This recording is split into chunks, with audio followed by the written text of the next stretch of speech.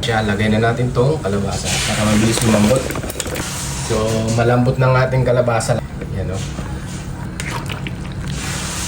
Sunod natin tong malunggay.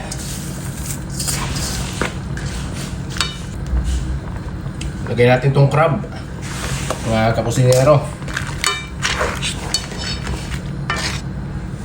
Tapos lagay natin tong lobster flavor balls.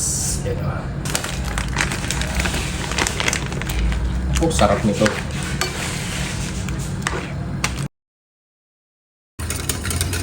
So, lagay na natin tong crab and corn. Yan. Bale, haluin nyo lang siya para hindi mamuo yung powder niya. Ang last niya ay egg. Yan.